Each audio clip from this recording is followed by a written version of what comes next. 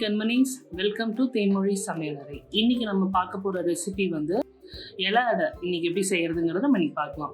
So அதுக்கு நான் 1 cup ஃபுல்லாக அரிசி மாவு, அதாவது இது வந்து சிகப்பரிசி மாவு எடுத்திருக்கேன். உங்களுக்கு வேணும்னா நீங்கள் அரிசி மாவு கூட யூஸ் பண்ணிக்கோங்க. பட் சிகப்பரிசி மாவு ரொம்ப ஹெல்தி. ஸோ நான் அதை 1 கப் எடுத்திருக்கேன். 1 கப் தான், இன்னும் ஒரு அரை கப், ஸோ 1.5 கப் சிகப்பரிசி மாவு எடுத்திருக்கேன் நான். அப்புறம் இதில் 1 சிட்டிகை உப்பு போட்டுக்கோங்க. இதை ஒரு வாட்டி நல்லா கிளறி விட்டுக்கோங்க. கிளறி விட்டுட்டு இப்போ இதில் நம்ம சுடு தண்ணி ஆட் பண்ண போகிறோம். கொஞ்சம் கொஞ்சமாக நீங்கள் நல்லா ஹாட் வாட்டர் ஆட் பண்ணிக்கோங்க.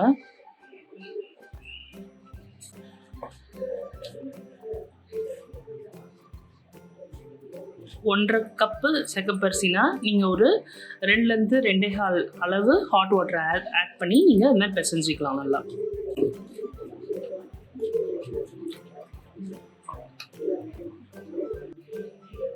பார்த்தீங்கன்னா நான் கொஞ்சம் கொஞ்சமாக சுடு தண்ணி விட்டு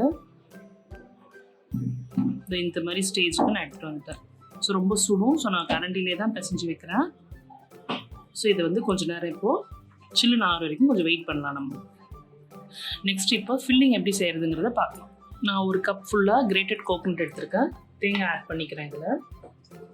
அப்புறம் சீரகம் வந்து சும்மா லைட்டாக கல்லில் இடித்து யூஸ் பண்ணுறேன். இது நீங்கள் பவுடராக போட வேண்டாம், ஜஸ்ட் இடித்து நீங்கள் அப்படி டேரெக்டாக ஆட் பண்ணிக்கோங்க. கொஞ்சமாக போட்டுக்கோங்க. அப்புறம் நான் நாட்டு சர்க்கரை யூஸ் பண்ணுறேன். உங்களுக்கு வேணும்னா நீங்கள் வெல்லம் கூட யூஸ் பண்ணிக்கலாம். ஸோ இதையும் ஆட் பண்ணிடுங்க இதில்.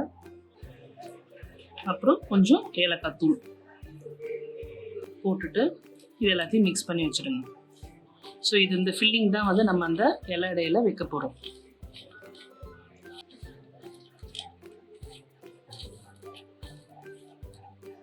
ஸோ அவ்வளோதான், இந்த ஃபில்லிங்கும் ரெடி ஆகிடுச்சு. ஸோ இப்போது மாவும் சூடு கம்மியாக இருக்கும். இப்போ எப்படி செய்கிறதுங்கிறத பார்க்கலாம். இப்போது சூடு நல்லா ஆறிடுச்சு. நீங்கள் இதை ஒரு வாட்டி கையில் நல்லா இப்படி நீட் பண்ணிக்கோங்க. நல்லா இப்படி பிசைஞ்சிக்கோங்க.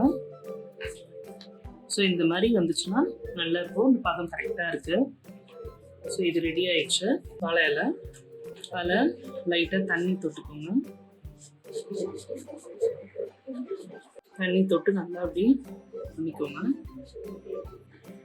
நல்லா உருண்டையாக வச்சு இது மேலே தண்ணி தொட்டு இப்படி அமுக்கி விட்டுக்கோங்க. எல்லா இடமுமே வந்து நல்லா மெலிசாக அப்படி பண்ணி விட்டுக்கோங்க. ஓரத்துலாம் நல்லா மெலிசாக பண்ணணும். இது மாதிரி நல்லா பண்ணிவிட்டு இப்போ நம்ம வச்சுருந்த ஃபில்லிங்கை வந்து ஒரு ஓரமாக இப்படி போட்டுக்கோங்க. போட்டுட்டு இப்போ இந்த இலையோடு சேர்த்து இப்படி நல்லா இப்படி க்ளோஸ் பண்ணி இப்படி வச்சுருங்க. இது எல்லா ஓரத்துலேயும் உங்கள் லெஃப்ட் ஹேண்டில் இப்படி ஒரு சீலிங் மாதிரி பண்ணிவிடுங்க. சீல் பண்ணிவிட்டு இந்த தண்ணி வச்சு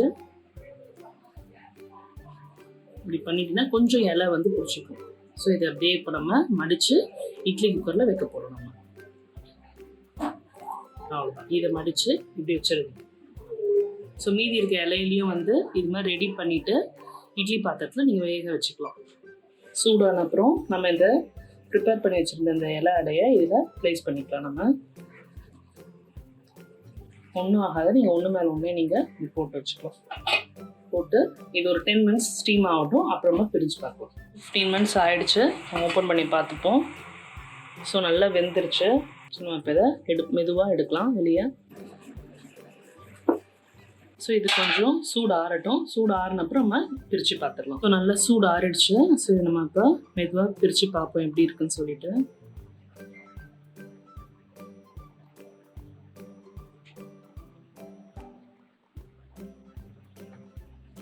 பாருங்க எவ்வளோ சூப்பராக வந்திருக்கு.